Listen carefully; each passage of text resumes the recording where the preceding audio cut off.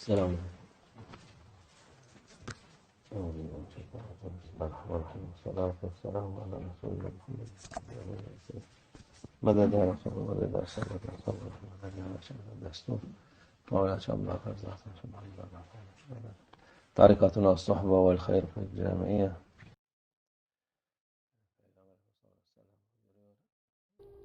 ہمارے رسول اللہ صلی اللہ علیہ وسلم فرماتے ہیں لا ضرر ولا ضرار،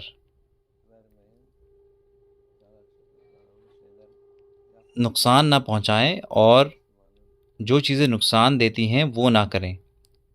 یہ اسلام کا حکم ہے۔ ہر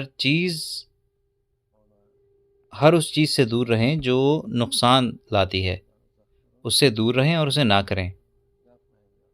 مسلم اچھائی کرتے ہیں، دونوں، اپنے لیے بھی اور دوسروں کے لیے بھی۔ یہ مسئلہ سگریٹ پینے کا ہے جو لوگ پسند نہیں کرتے جب ہم اس کے بارے میں بات کرتے ہیں۔ وہ خود کو نقصان پہنچاتے ہیں اور دوسروں کو بھی۔ ابھی سگریٹ پینے والے پریشان ہوں گے، لیکن ہمیں یہ کہنا ہے انہیں اس چیز سے نجات پانی ہے، محنت کرنی ہے اس کے لیے۔ یہ ایک عجیب چیز ہے، یہ شیطان کے غلاظت سے بنی ہے۔ یہ وہ پودا ہے جو الٹی اور گندگی سے آیا ہے، اس لیے اس کا کوئی فائدہ نہیں ہے۔ یہ 100% نقصان دائق ہے۔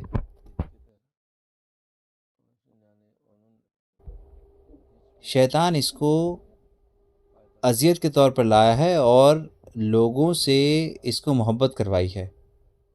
جو بھی اس کو شروع کرتا ہے مشکل ہے کہ وہ چھوڑے۔ یہ بہت زیادہ نقصان دائق ہے۔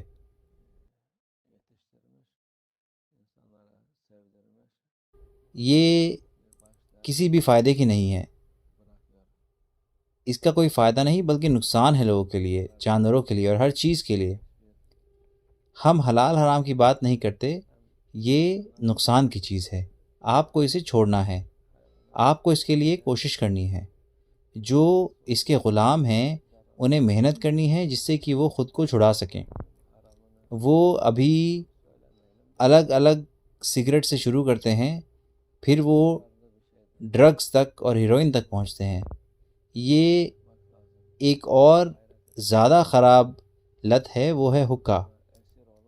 وہ کہتے ہیں کہ کیونکہ یہ پانی کے ذریعے جاتا ہے تو یہ کم نقصان ہے اس کا، جبکہ یہ زیادہ نقصان دائق ہے۔ یہ 100 گنا زیادہ نقصان دائق ہے سگریٹ سے۔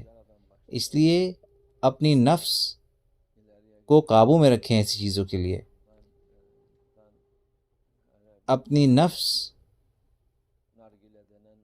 کی تربیت کے لیے اس کو چھوڑنا آپ کے لیے ایک بڑا فائدہ لے کر آئے گا انشاءاللہ۔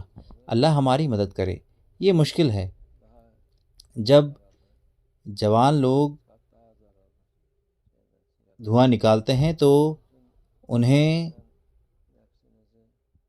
مہاراجاؤں جیسا احساس ہوتا ہے۔ انہیں لگتا ہے کہ انہوں نے دنیا فتح کر لی ہے۔ وہ سوچتے ہیں کہ انہوں نے کچھ بہت اچھا کر لیا جب دھواں ان کی ناک اور ان کے منہ سے نکلا۔ انہیں لگتا ہے کہ وہ مرد بن گئے ہیں۔ وہ یہ نہیں سمجھتے کہ یہ ان کے لیے نقصان دائق ہے، اور وہ اپنے گلوں میں یہ پٹا باندھ رہے ہیں اور غلام بن رہے ہیں۔ اللہ لوگوں کی حفاظت فرمائے۔ اپنی نفس کے ساتھ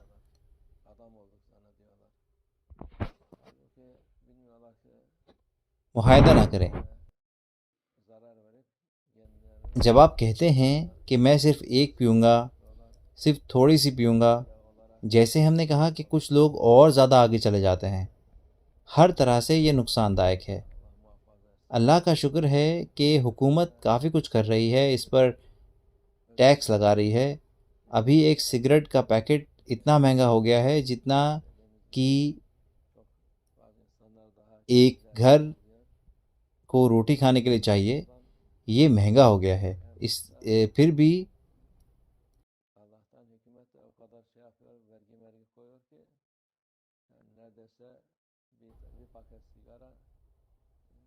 غریب اور ضرورت مند کھاتے نہیں ہیں، پیتے نہیں ہیں، بلکہ اس زہر کو دھوئیں میں اڑاتے ہیں. اللہ ان کو بچا لے انشاءاللہ. ہم اس کو بار بار کہتے ہیں. یہ طریقت کے لوگوں کے لیے چھوڑنا اور بھی زیادہ ضروری ہے انشاءاللہ.